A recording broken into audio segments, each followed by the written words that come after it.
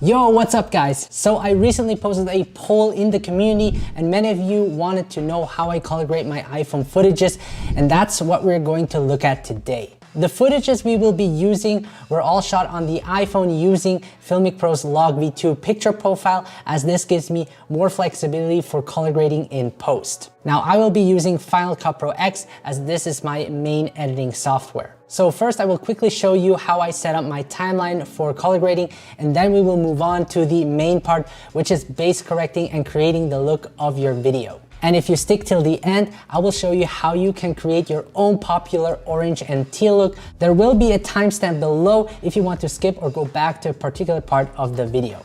So these are the three footages we will be grading today. So the first step I do in my color grading workflow is set up my workspace for color grading.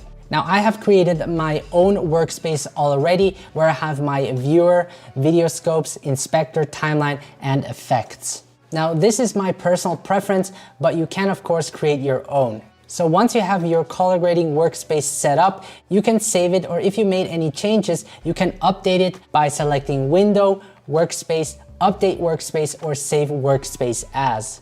This method is really useful since I can quickly select my color workspace and get started with color grading. So now that I have my workspace set up, I will start by base correcting the clip. Basically, this is where I correct exposure and color balance the image. In order to do that, I used scopes that are helpful for base correcting the image. So the first scope that is great for evaluating the exposure in an image is the waveform Luma. This is my go-to scope for correcting exposure. The scope is read from left to right, which corresponds with the image. The trace information is read from top to down, with the highlights at the top and the shadows at the bottom. You will also notice the numbers on the left, which range from -20 to 120 IRE, where 100 is absolute white and 0 absolute black. It's important to not go beyond that range because going above 100 will blow out your highlights and going below 0 will crush your shadows. So if you haven't already, open up your color wheels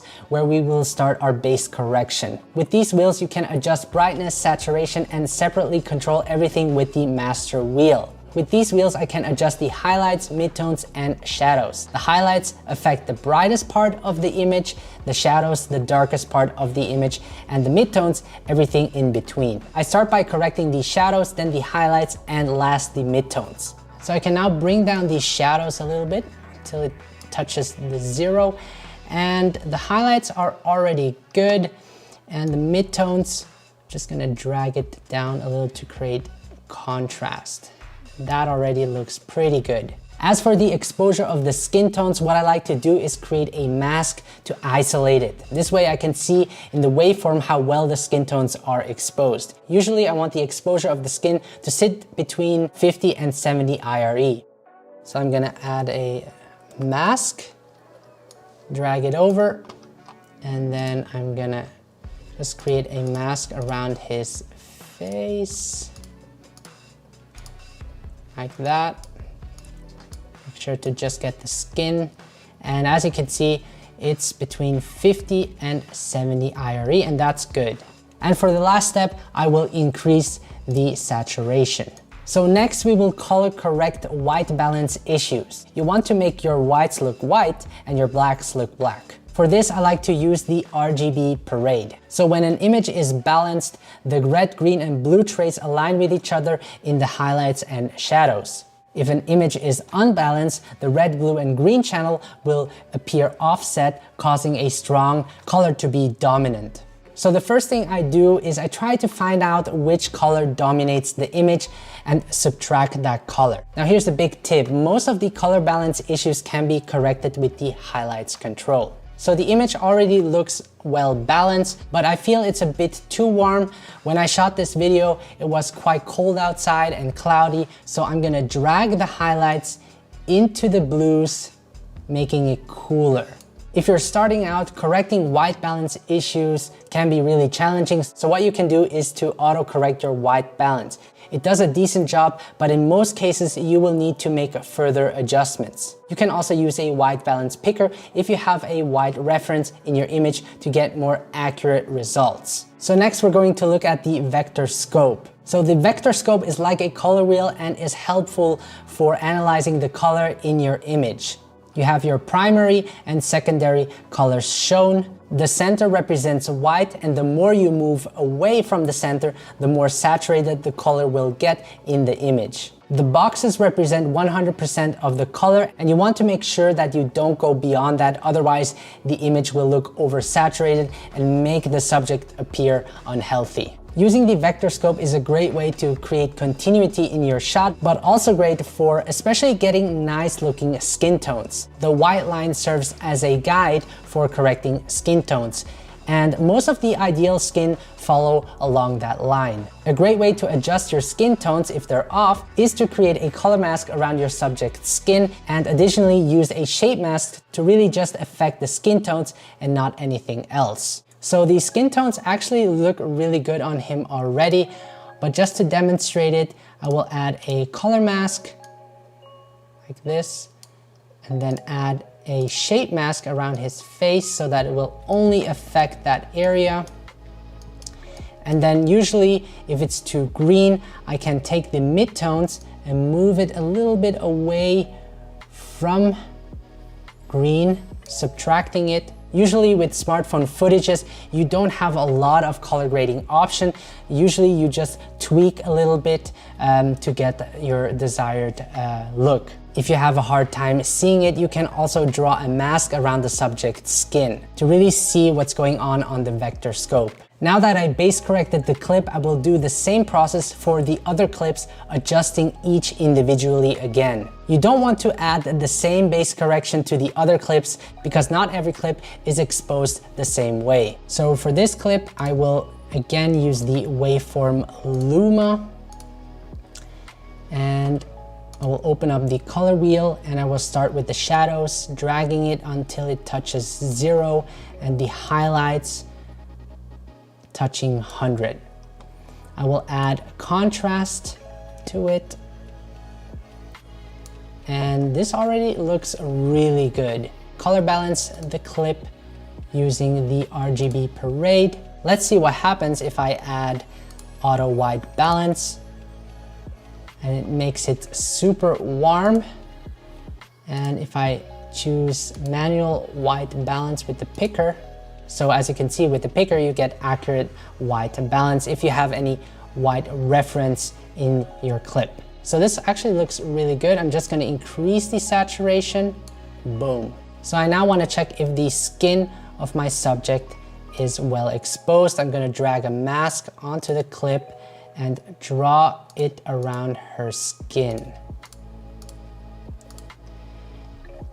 So it's a little bit under the usual value, so I'm gonna drag it a little bit higher so that it's between 50 and 75 IRE. And I'm also gonna increase the saturation a bit of her skin, and I'm gonna open up the vector scope just to see where her skin lies. Looks pretty good already. So her skin tones are well exposed and have the right color. Now we're gonna move on to the next image. Again, I'm gonna open up the waveform Luma, and I'm gonna open up the color wheels, and I'm gonna drag the shadows until it touches 0 and the highlights until it touches 100, and increase the contrast by lowering the midtones like that.